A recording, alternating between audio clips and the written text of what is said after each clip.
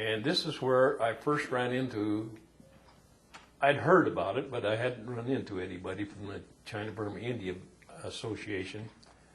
And there were a few of those fellows showed up, and this one fellow by the name of Bob Thomas, which was very involved in it, he was also a past national commander.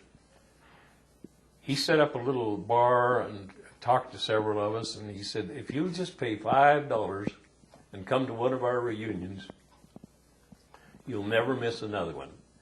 Well, that was 1974, and in 1975, they held a reunion in San Francisco. I couldn't make that one because nobody traded trips with me.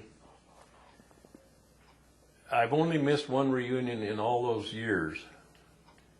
So that seems pretty good. While I was in the service, I won the Bronze Star Medal. And like I say, I made National Commander with the China-Burma India Veterans. I was able to cover almost all 50 states during my reign, and I also received the Medal of Honor. So that kind of rounded out the CBI for me, of which I'm very proud to have served. Now the CBI Veterans Association has decided to disband. Yes, this is our last reunion. Oh, that's what I was going to say, that this guy is in Arlington, Virginia, and he says if you pay $5 and come to this reunion, it's full circle. Here years later, we're having our last reunion, which is essentially in Arlington, Virginia.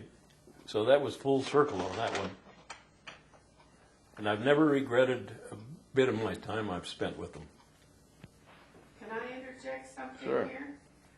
When I talk to all the CBIers, one thing that makes them such a family is they are not talking about their medals, their ranks. They don't make a big thing of wearing their uniforms. It's each one is alike. They don't ever go up to somebody and say, what rank were you? They don't brag about their ranks or talks about it. So the lowliest private feels right at home with the general that's there, which makes it really a part of the camaraderie that they have. And everyone I've talked to and all the wives, they all feel the same way, that that's what makes it special, and they're non-political. It seems like a lot of wives do get involved in it. Oh yeah, the Women wives were are 50% an of it. integral part of it. They always have been since we've been in it, and it's a lot of the things, the meetings and the things they have, the conventions. The wives are sort of the unpaid secretaries. They do all the scut labor, and they keep it moving so the fellas can enjoy it, which is, I think, is important. That's what they're there for.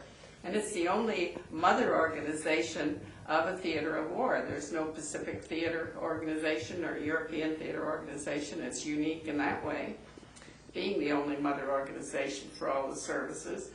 And they had the first woman commander, was ever commander of a big military veterans organization. The women have been a part of it all along. She was a nurse. And then the second woman that we had as a commander was a dietitian. She can hardly get around anymore due to osteoporosis, but she never misses one, come hell or high water. Well, I'm always struck when I go to I've been to the past 3 reunions, and we'll be going to this last one as well. I'm always struck by the great sense of camaraderie, and people seem very fond of each other. That is very true.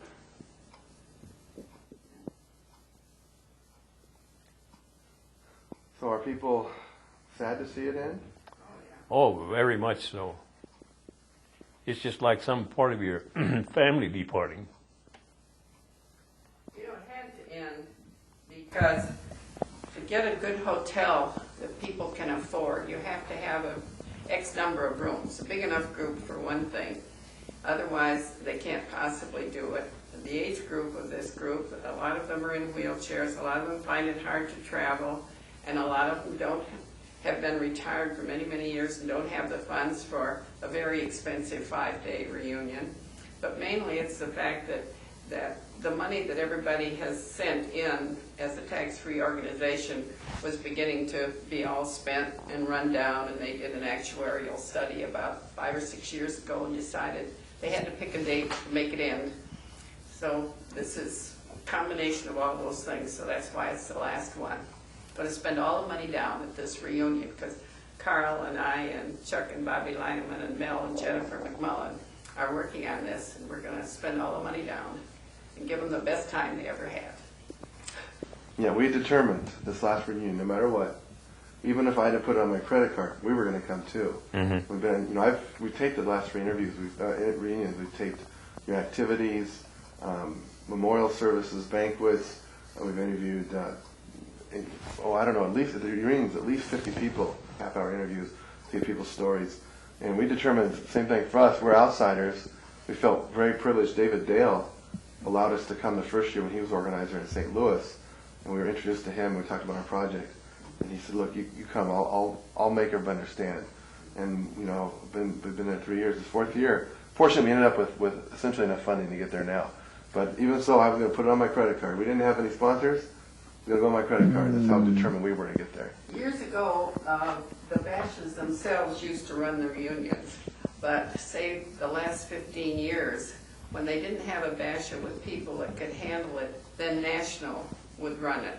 And that's where Carl and I and the Linemans and Colonel Marvin Walker and his wife, who's now dead, we started running these